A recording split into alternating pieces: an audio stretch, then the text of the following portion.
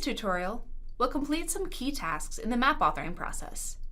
Here, we've created a new map, so let's dive into the next steps: adding data, processing it, and customizing the map's appearance. Our result will be a map of hiking trails near mangroves in New Zealand, which can be shared online. We can access data we downloaded earlier through this folder connection. Let's add the data to the map. The map has zoomed to the extent of the data. Now, we'll change the base map.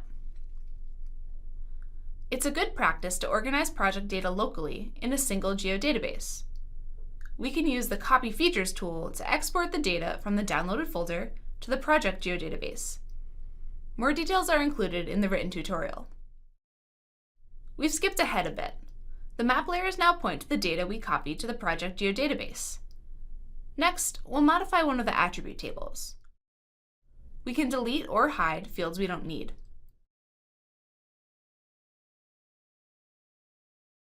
We can also change field aliases. This will make the table easier to browse.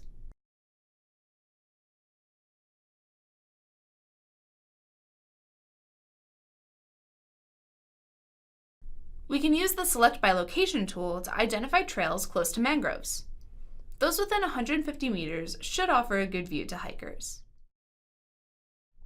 The selected trails are small and hard to see at this extent. Let's use the Copy Features tool again. This time, only the selected features will be copied.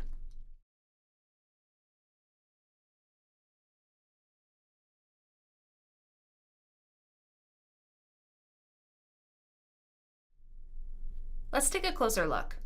We now have a separate feature class of trails near mangroves, but it has the same symbology as the original trails layer. We'll change the symbol color for trails near mangroves.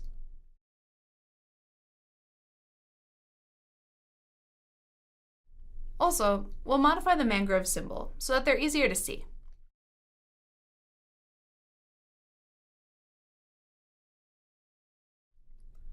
In the map properties, we'll change the projection to optimize the map for web sharing.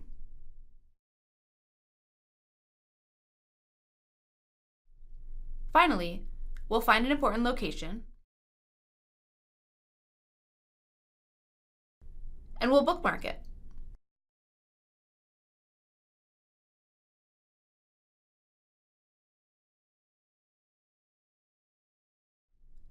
We can then use the map we created as a starting point for the Share a Web Map tutorial.